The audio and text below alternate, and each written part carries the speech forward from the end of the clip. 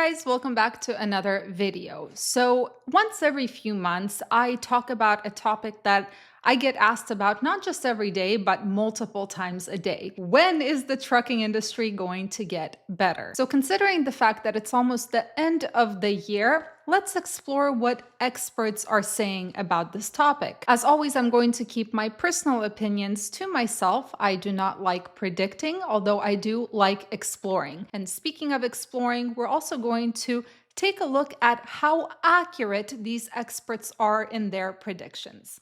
Ready? Let's go!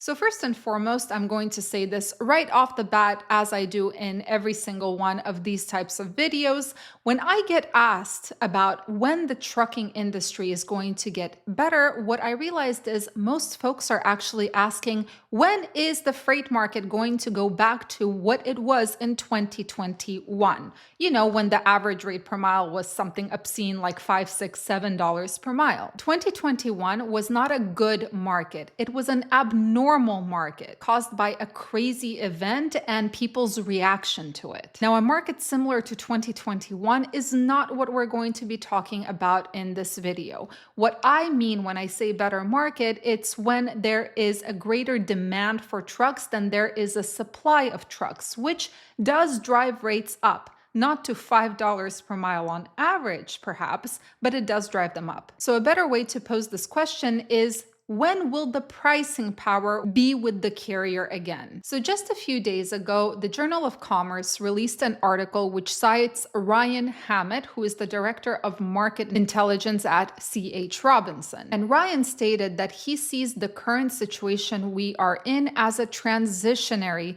period where we're moving from a period where there was a huge oversupply of trucks to a period where there is more or less balance. So if that is the case, why are we not seeing a nice increase in rates? Well, Ryan actually makes an interesting observation that while yes, capacity is very, very slowly contracting, demand is actually not picking up in a significant way, which means volumes are stagnant when we look at the big scheme of things. Another thing that Ryan talks about in this Journal of Commerce article is something that we have touched upon in several videos.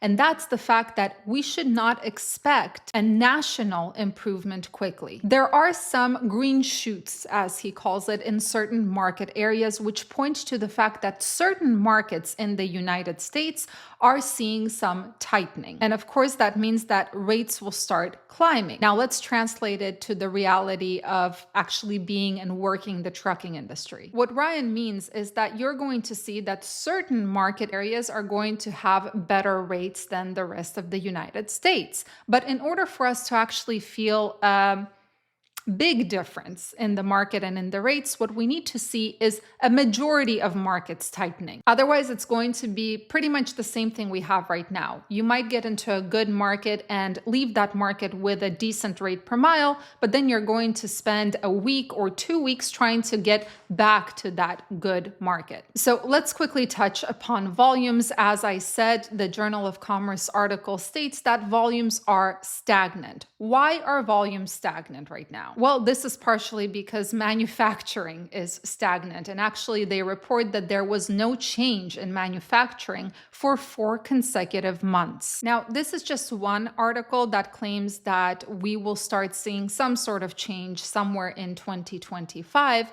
But just 2 days before this article came out, the Journal of Commerce released another article, which had much more positive undertones, although the prediction remained the same. In that article, the Journal of Commerce states, and I quote, "By the fourth quarter of next year, DAT expects dry van spot rates to be up 12% to 15% year over year. Contract rates will follow at a lower, slower pace." Some experts believe that it's not going to be 12 to 15% increase. It's going to be closer to 15 to 20% increase by the end of 2025 in terms of those rates. The expectation is that the US economy is going to gradually gradually improve over the course of several quarters. And as they say, the speed of that improvement depends on the impact of interest rate cuts by the Federal Reserve and a manufacturing and housing recovery. Now, the principal analyst at DAT, his name is Dean Croak, he believes that the second half of 2025 is when we're going to actually see a significant turnaround. But in that same article, actually in the same paragraph, he contradicts himself and he says that it also could be possible that the change is going to come in the beginning of 2025 and actually slow down towards the second half of the year. So why does he do that? Well, he states that because of the tariffs, as well as another potential port strike, we could see an increase in volumes right away in 2025, but this would then dampen the second half of 2025. Okay, so what do these experts agree on? Well, they agree on one thing, that we should start seeing some kind of change at some point in 2025. But something that we have also noticed is that these experts not only disagree with how it will happen with each other, they disagree with themselves. So I'm going to let you in on a little secret. Whenever you hear a prediction, regardless of whether it comes from an expert or not an expert, something you should remember is that any prediction is just a guess. Data is just a snapshot of a particular moment in time, and it can change for the better. It can change for the worse next week. Predicting data is assuming that everything is going to go just as you expect it to go. Now, the trucking industry is affected by so many things that predicting an outcome with any level of certainty is just absurd. So let me give you a very exaggerated example.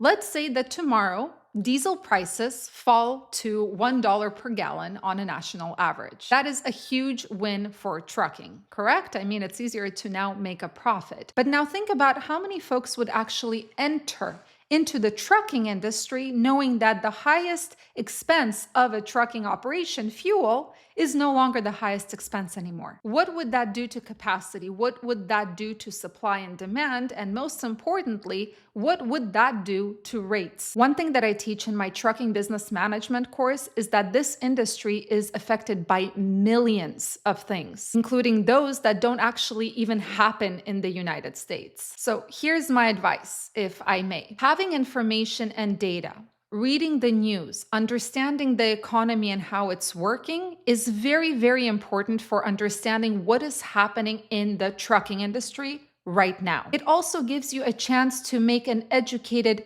guess about what could potentially happen in the trucking industry in the near future. But it's extremely important to remember that even an educated guess is still just a guess. So that leaves us with the question, well, how in the world are you supposed to plan your operations? If nothing is set in stone, how do you make sure that you are making the right choices?